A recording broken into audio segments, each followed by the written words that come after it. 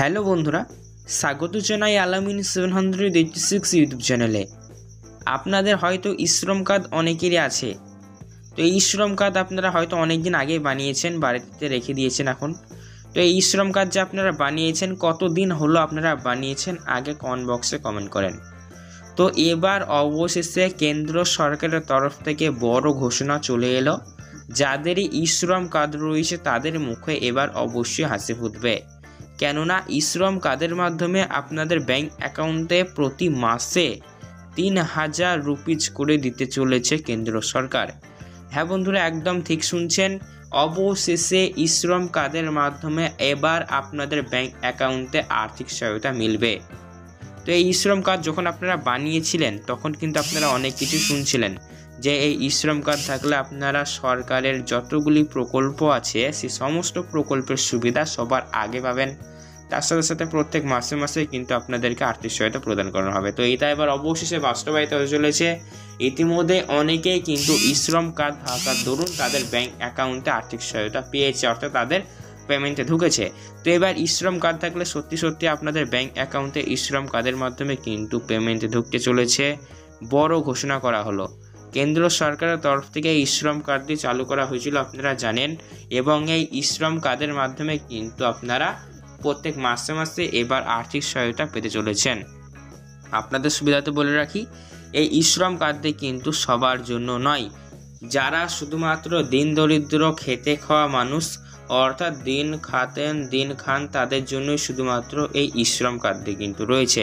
অর্থাৎ যারা ব্যবসা করেন, সরকারি বা বেসরকারি চাকুরি করেন বা ভালো আর্থিকভাবে ভালো সক্ষম রয়েছেন, তাদের জন্য কিন্তু এই শ্রম কার্ডটি নয়। শুধুমাত্র যারা দিন দরিদ্র খেতে খাওয়া মানুষ তাদের জন্যই কিন্তু এই শ্রম কার্ডটি, ঠিক আছে। তো এবার অবশেষে শ্রম কার্ডের মাধ্যমে আপনাদের ব্যাংক অ্যাকাউন্টে আর্থিক সহায়তা ঢুকবে। কীভাবে ঢুকবে, কারা পাবেন, কারা পাবেন না, কবে থেকে দেওয়া হবে, সে সমস্ত তথ্য আজকের এই ভিডিওটির মাধ্যমে আমরা জানতে চলেছি। তাই সবাইকে রিকোয়েস্ট করব, আজকের এই ভিডিওটি অবশ্যই আপনারা ধৈর্য ধরে সম্পূর্ণ দেখবেন। আপনাদের এই ভিডিওটি যদি ভালো লেগে থাকে অবশ্যই লাইক করবেন এবং আমাদের এই চ্যানেলটিকে সাবস্ক্রাইব করবেন, পাশে থাকা বেল নোটিফিকেশনটিকে অল করবেন এরকমই সরকারি প্রকল্পের ভিডিও সবার আগে পেতে। তো চলুন বন্ধুরা, ভিডিও শুরু করা যাক। আমরা সেই সমস্ত তথ্য বিস্তারিতভাবে জেনে নেব। অন স্ক্রিনে আপনারা দেখতেই পাচ্ছেন, এখানে বলাই হয়েছে এই কার্ড অর্থাৎ শ্রম কার্ড থাকলেই সরকারের তরফ থেকে মিলবে কর করে 3000 রুপিস। কীভাবে আবেদন করবেন বিস্তারিতভাবে কিন্তু আমরা এবার জেনে নেব। তো দেখুন, কেন্দ্র সরকার ও রাজ্য সরকারের তরফ থেকে কিন্তু একাধিক প্রকল্প চালু আছে। আপনারা জানেন, মাননীয় মুখ্যমন্ত্রী মমতা বন্দ্যোপাধ্যায় অর্থাৎ রাজ্য সরকারেরও কিন্তু একাধিক প্রকল্প চালু আছে। লক্ষ্মীর ভান্ডার, কৃষক বন্ধু, বার্ধক্য ভাতা, মানে বিভিন্ন প্রকল্প কিন্তু চালু আছে। কৃষক বন্ধু থেকে শুরু করে লক্ষ্মীর ভান্ডার, কন্যাশ্রী, রূপশ্রী, যুবশ্রী, বিভিন্ন প্রকল্প কিন্তু চালু আছে। তেমনি কেন্দ্র সরকারের আবাস যোজনা বলুন, তারপর PM কিষাণী বলুন, বিভিন্ন প্রকল্প চালু আছে। তো এই শ্রম কার্ডের মাধ্যমে কী কী সুবিধা আগে আপনাদেরকে দেওয়া হবে আগামীকে আমরা জানবো। তো অবশ্যই দেখুন, প্রথমে বলা হয়েছে আর্থিক সাহায্য। তো আপনি সরকারের কাছ থেকে পেতে পারেন প্রতি মাসে 3000 রুপিজ করে আর্থিক সাহায্য।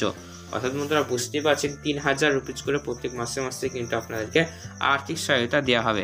তার সাথে সাথে বন্ধুরা বলা হয়েছে সামাজিক নিরাপত্তা প্রকল্পের সুবিধা।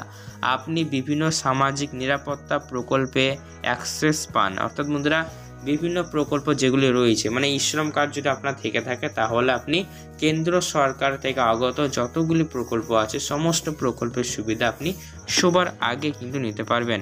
তার সাথে সাথে আরও কাজের সুবিধা কিন্তু আপনারা পেয়ে যাচ্ছেন। এটি আপনাকে আরও কাজের সুযোগ খুঁজে পেতে সাহায্য করবে। অর্থাৎ শ্রম কার্ড থাকলে কিন্তু লেবার কার্ডও কিন্তু অনেকেই বলে, ঠিক আছে।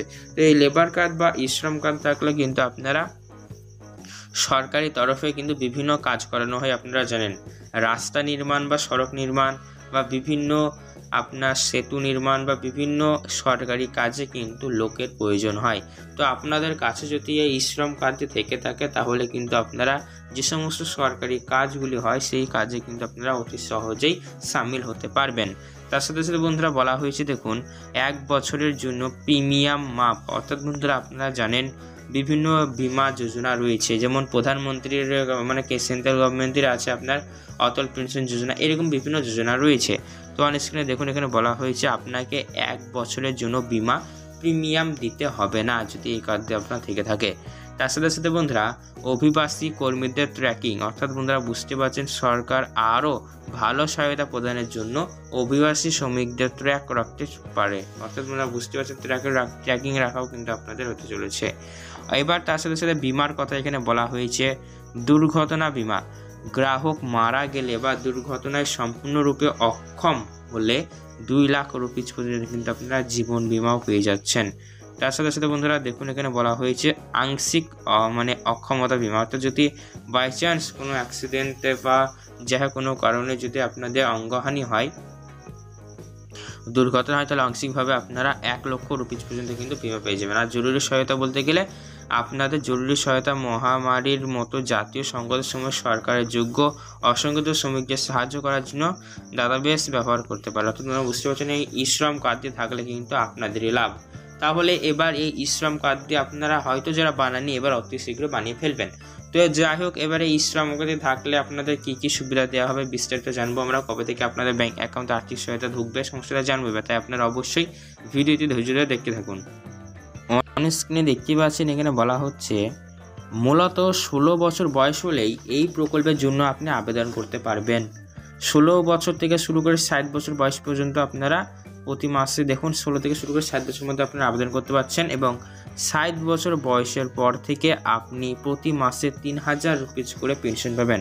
অর্থাৎ আপনারা বুঝতে পারছেন 16 থেকে শুরু করে 60 বছরের বয়সের মধ্যে আপনারা এই ই-শ্রম কার্ডে আবেদন করতে পারছেন, এবং 60 বছর পেরিয়ে যখন আপনার যাচ্ছে তখন আপনি এই কার্ড দিয়ে থাকা কার্ড যেহেতু আপনার রয়েছে, তাই আপনারা পেনশন পেয়ে যাচ্ছেন প্রতি মাসে 3000 রুপিস করে, অর্থাৎ 60 বছরের পরে দেওয়া হচ্ছে এই পেমেন্টটি।